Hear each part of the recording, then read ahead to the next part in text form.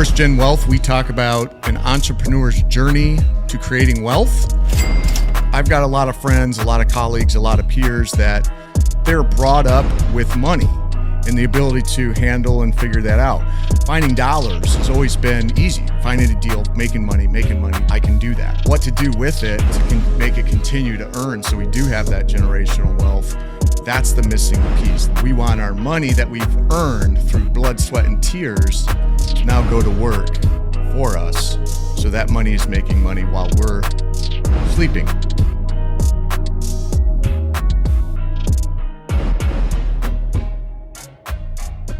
Hello, welcome to First Gen Wealth. I'm Randy Woodworth. This is episode 11. I've got a repeat guest already here, but as far as guests go, probably my favorite, my brother.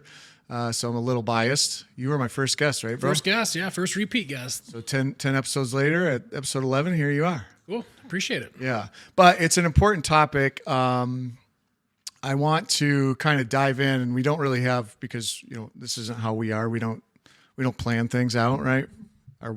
Yeah, very rarely. People in our lives can attest that we fly by the seat of our pants. We trust our gut, like you said in the first episode. Right, it serves you well.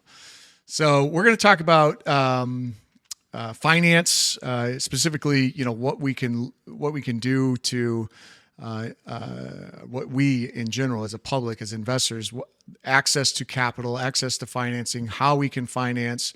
And Jim is obviously owner of Success Group Mortgage here locally, has offices in like 5 different states now, right? Four states. One of them is Hawaii, so that's pretty big deal. Hawaii, California, Florida, and Michigan. And 3 offices in Michigan. So one of these things is not like the other.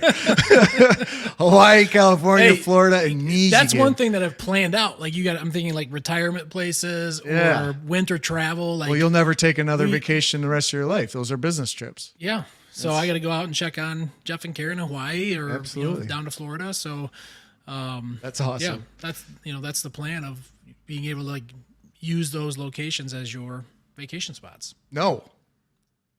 Business ventures. That's right. Business trips. So. That's right. As I've taught, there's a guy I deal with. He's an older gentleman. He's owned his company since like 1986, and he says, "Vacation? What's that?"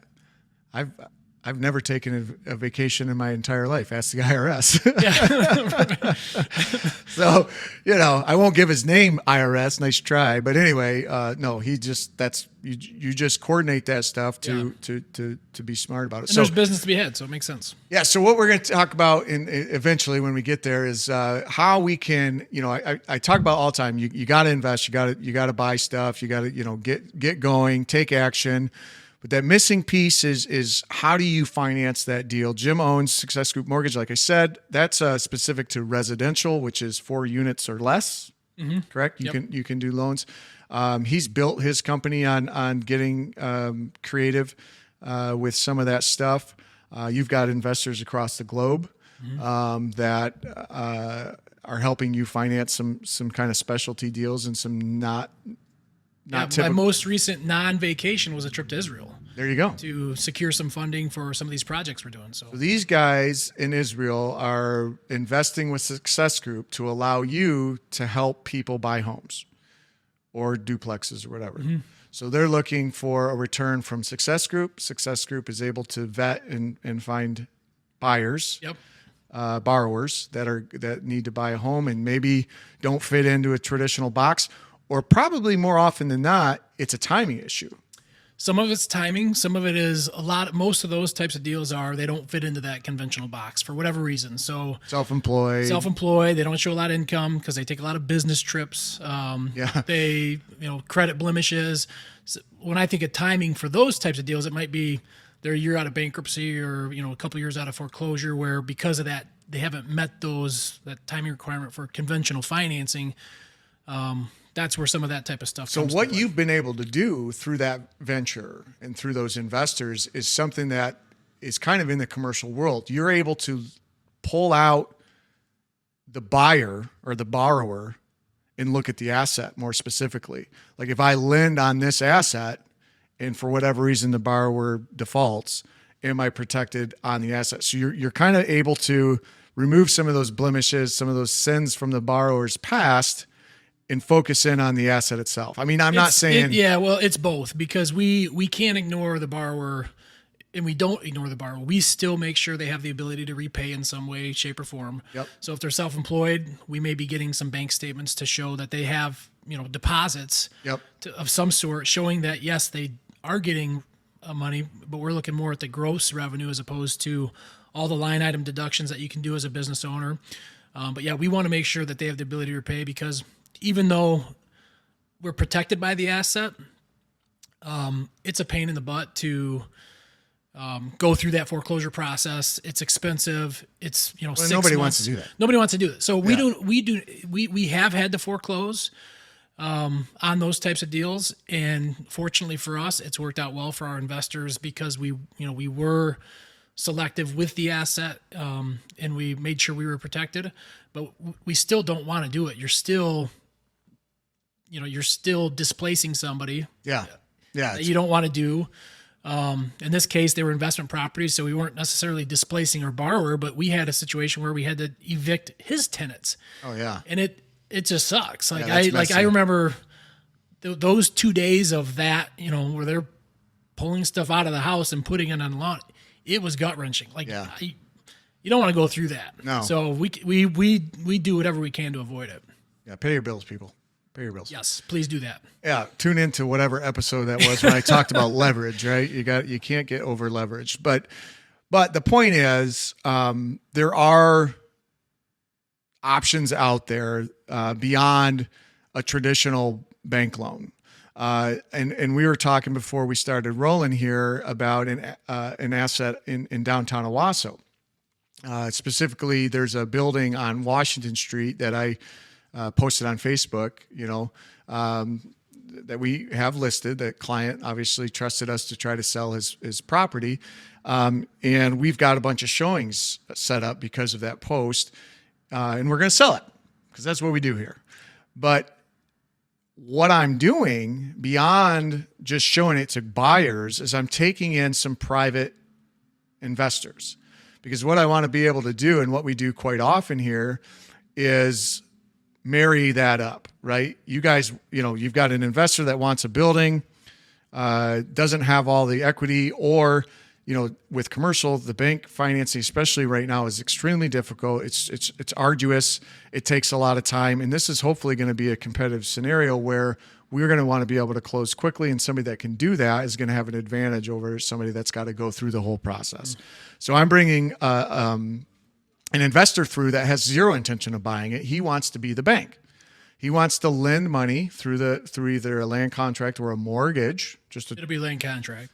Well, based on who I know. Actually, he just closed one today. That was a mortgage. That's pretty rare for him. Yeah. Well, maybe he's seen the light through your conversations, but we don't do that anymore because of meeting with him, and he taught us how he structures his deals. It's a better way to do it. Okay. So yeah, we no longer.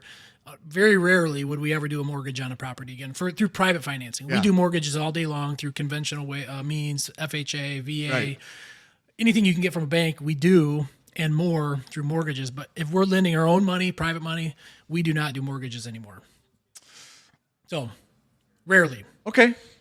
Point being, how it's structured on the back end is not going to change much of anything for the borrower as far as their payment goes and the economics of the deal.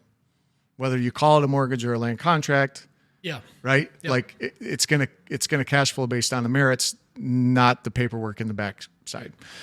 All right, but thank you for taking. That's another topic we could really dive into one day. Yeah, maybe when I'm a third-time guest, we can. Third-time guest, I'll sit in that chair like you tried to get me to do before, and I'll let you run it, so you can educate me for sure. So what he's probably saying there is possibly an economic difference, and we're going to figure it out. There is. Yeah. So, I didn't want to dive into that. I'm just going to let you go with it. But there is definitely is. No, I think the overall point I want to make in this 25 minutes is to not get hung up on finding the money, because we are extremely conscious of that. element. And so we try to bring that to the table, which is why this lender is going to look, because I want to be able to say to somebody, hey, here you go. We can close this thing in 3 weeks because he's bringing his cash, and as long as you can, demonstrate, like you said, you can repay it along with the value of the asset, we're going to be able to finance. That's like what, that's probably in the range of $175,000 to a $200,000 deal. I've got a meeting today at 3:00 where we're going to privately fund, not me, I'm helping them find it, $1.5 million or 1.05 million, $1.05 million, just over $1 million. And I say that not because I'm bragging, but because what I'm saying is, even that large of a asset where you would never think somebody would just give you $1 million, it can happen under the right circumstances, because there are, people, and I don't remember what episode I talk about, but having a network is extremely important. You need to have some high net worth individuals in your network. Now, I've been around Woodworth Commercials, been in business for like 13 years now. We have developed a network over time that trusts us because they've been repaid. They've made money. We've made investors literal millions of dollars because of the deals that we've brought, that they've been paid back on, that, they've made more than they could in a REIT or a mutual fund or something like that. So the point is, there is a very large pool of money through private financing. And whether that's an individual or a group, we've helped people syndicate, where we pool investors' monies together to do stuff. What are you seeing on your end on the private money side? Like, not at Success Group, but that business model in general. How do you see that going, and where do you see the development of that style of lending going over the next couple of years? Well, if interest rates continue to go up, I think you're gonna see private lending go up significantly too, because there's been apprehension of somebody like me to lend money when rates, on a 30-year fix was 3%. Like, there has to be a big enough spread to where I can be compensated comfortably enough to risk my own money or retirement. I use my self-directed IRA quite a bit for this too. So now that rates on a 30-year fix are in the 7s for the most part, you can still get in the high 6s with Success Group Mortgage.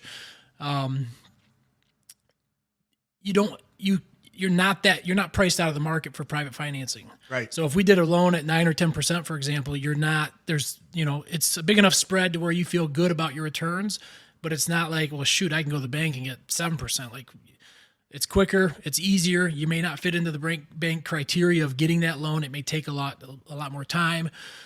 So I think it's our goal to attract more private money, because we can, just like you bring deals to the table and you add on value of, now you're taking this lender through the property, and then you can make, partnerships happen. Yeah. We do that all day long. Right. We partnered with people all the time. And the goal is to use some of their money to give them the return that they want, but also using that as leverage for us to where we can make a spread on their money too. Sure. So it's gonna continue to grow. Yeah, and I think on a commercial side, I literally last week closed on something using private financing. It was a small deal. It's an asset we needed for the company, so it's not really an investment per se. It's something that we needed for growth of the company. And I just went and made a phone call, and it got done in 2 weeks. Like, the loan, everything, 2 weeks, and it's 9%. And I'm like, could I get better deal than that? Yeah. But it was like a $60,000 thing that a lot of banks don't even want to bother with, especially on commercial, right? Yeah. And my interest rate would have been at the bank 7.5%. And I was able to negotiate like weird terms, right? So I'm making a flat payment of $500 a month, of which $2 is going towards principal. And it's like a 16-year, 2-month amortization. Like, it's a really weird outside of the box, but I wanted my payment to be at a certain level because that's what made sense for the company. Yeah. You know what I mean? So that's a good point, because when you're dealing with private individuals, you have a lot more flexibility with that type of stuff. So there's two parts of what we do. So we have our company that deals with residential financing, and then we have some of our private investors, and like I said, my self-directed IRA, things like that, where if we're lending to a business, we're not regulated the same way. Yeah. So if you've got an LLC set up, we can do some more creative things. So we just helped somebody complete a flip. We vetted the property, we vetted them, felt great about it. We basically did 100% financing for them. Oh, so well, the deal makes sense. If the deal makes sense, and the people, like you said, your network, like, I trust this person. Yeah. I've had experience with this person. I know he's a good business owner. I know his wife's a good business owner. It just makes sense for that type of scenario, for that, for them at that time.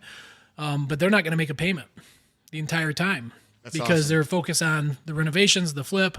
When it comes time for them to sell, I'll get paid back, and then plus all the back interest that just has been accruing. Right. So, the goal is to have it paid off in 3 months. We don't want to hassle with, it's the first of the month. Where's your payment? Like, let them focus on the deal. Right. And I'll get paid off in 3 months. So I like it. Yeah. You can get creative, like, with that type of stuff too. So I do it from a lender standpoint. And then I've also been the borrower, where we've borrowed money. Like I said, I want to make a spread off of what we're borrowing to relend out, make that difference. And same thing, we've done it on both sides. There's a lot of money out there, people. There's a lot of money. And you kind of keyed in on something when you were talking about, that 100% loan and the network, and you trust them. So that may not be the case for your first deal, but getting started and building a history is vitally important. You can do a lot more and be a lot more creative and a lot more in control of your deal terms on your 10th one than you can on your first one. But doing the first one allows you to get to number 2, to number 3, to number 4. So overall, I think you're going to see, like you said, a massive increase. I mean, I've seen a lot of different figures, but it's hundreds of billions of dollars in the private equity cash that's looking for people that have deals. So I think the most important thing of all is controlling a deal, because I think if you connect with the right people, my brother being one, me and my office being another, and just start looking. I mean, LinkedIn, I get these requests from guys that are managers of capital funds. It seems like a weekly basis, and they're constantly trying to find places to put money because there's so much of it piled up, which seems crazy, but there's literal hundreds of billions of dollars piled up that needs to find a home because they don't want it sitting. It's not doing them any good sitting. They need it to be making a return. And so it's trying to find a place to go. Hundreds of billions of dollars. Yeah. Well, so volatility in the stock market, you have a lot less control of your money. Private capital loves real estate. For sure. So, and that's one of the reasons why I took my old 401k and turned it into a self-directed IRA, because I did not like to see that's a topic for another fluctuation. Yeah. On my 4th show, I'll do that one. Yeah. That should actually be 3rd, because that's really valuable. I feel like I run into that 401k thing, that scenario, on almost like a biweekly basis. Like somebody is in that. But anyway, I'm sorry. Yeah. Go on. So you think of like some of these companies recently, like Bud Light, for example, like they made one decision and their stock prices plummeted, and you had no control over that. You think it's a safe, long-standing company with a great reputation, if you're into beer or whatever, but and you've got no control over that. If you are managing your money with real estate or private financing, if you screw up, it's your fault. Yeah. You know what I mean? And you learn from it and you get better on the next one, but you can't, you don't have to rely on a board or a stupid marketing decision or a boycott of this or technology displacing the company. Or, I mean, look at, like, you can go bigger than that and look at what Enron does. Sure. So your money's sitting in a safe space, and then the company doesn't exist anymore overnight. Yeah. So when you invest in an asset in a piece of real estate, it doesn't matter what happens. That piece of real estate is going to be there. Earthquake, sure, you're insured, you get paid. That's fine. And the land is still there. The land's still there. The dirt still there. Absolutely. And so capital, private capital loves real estate because they have a tangible asset that has intrinsic value. No matter what you do from a management perspective, that the land, the dirt, the asset will always be there. And the control, I think, comes in the form of being able to watch expenses, right? So you can increase your profitability through expense management, and then forced appreciation. I think, raising rents, or vice versa. You get into a situation where the market looks a little more dire and there's more rental properties than there are people to rent them. You can lower the rents and you can put people in them. So you can control it yourself. And that's something you can't do when you're investing in the stock market. So that's why private capital, and I'm talking, I've said it like 15 times now because I want you to hear it loud and clear. There are hundreds of billions of dollars looking for a home. And what they're looking for are good deals. And when I say good deals, I'm saying a good asset that cash flows, that has somebody involved. So the number one most important thing is controlling a deal. And so what I'm telling you there is, if you can find an asset that makes sense from a cash flow perspective, don't get hung up on where's the money coming from? How am I going to do this? Get control of the deal. I can help you with that. Any broker can. So if you don't like me, I don't like you. But just seriously, I don't get, even if I don't like you, I'd help you because I don't get mad at my money, right? What I do or Leo can help him. Leo can help him. Right? Doesn't matter. Get control of the deal, meaning put it under contract. Get control. If it makes sense, get control of that deal. Get control of it through a purchase agreement or a letter of intent so that you can now shop it out. Because having, like you've heard this expression, possession's 9/10 of the law, right? You've got possession of the deal. Like you've got a window of opportunity now to figure it out. So give yourself a runway, typically 60, 90 days on due diligence, or part of that is finding the money, right? So don't get hung up on that. If it's a good, solid deal, you will find the money. It's out there with the effort.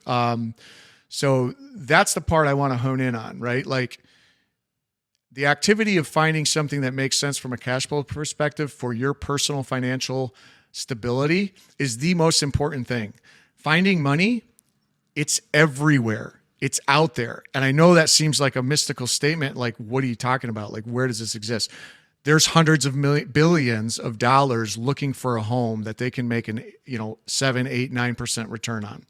I actually 7.25 in a case of a phone call I was making. That's on a $7 million deal, right? They just want 7.25 on their money.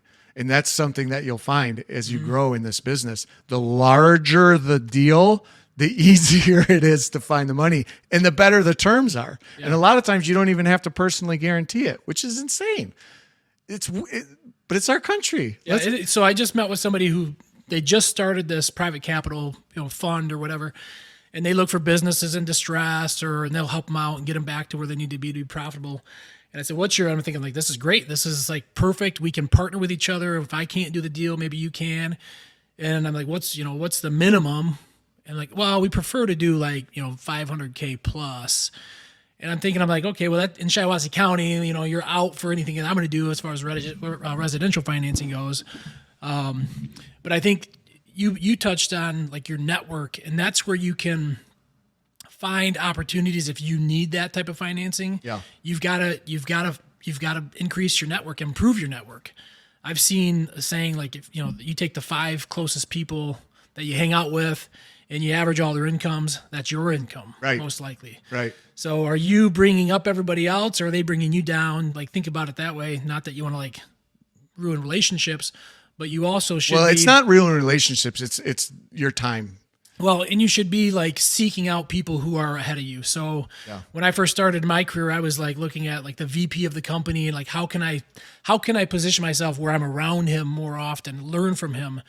And so if you're young and you're just starting a career, like how can you, not like in a kiss ass type of way, but how can you how can your leaders be your mentors, and how can you learn from them? How can you get into that network?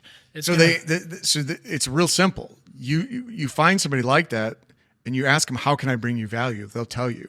What can I do to bring value? Because I want my time to not waste your time, and I want to add value to you. How can I bring you value? Yeah. And they'll tell you. So there's that approach, and also just, hey, Randy, I'm really looking for a mentor. Would you mentor me? No. Yes, you would. Oh, yeah. Sorry. Yeah, I think like he's right. I think if you had somebody come up and like, young guy, I want to get into real estate. I love what you're doing.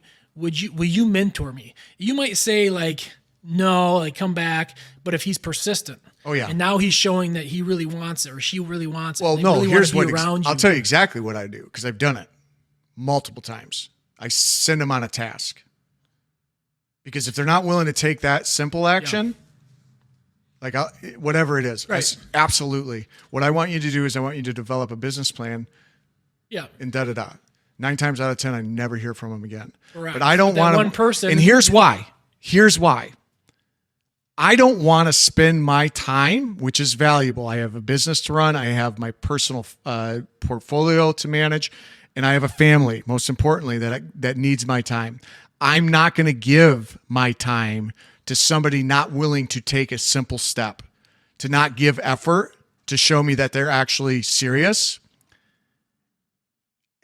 This is a perfect. Yeah, so that's I agree why. with you 100%. So if you first have to approach them, will you be my mentor? However you want to word it. Can I add value to what you do? Yeah. And then when you get that, and that's the smartest way to do it. Yes, email me exactly what you're looking for, and it could be as simple as that. And 10 people aren't going to do it. I know. But the person that does, and then they, you know what I mean? Like that's the person that does, I'll give them all of my time. Correct. And then. Now they're gaining all that knowledge. They're increasing, they're improving their network of people that they can now be connected to.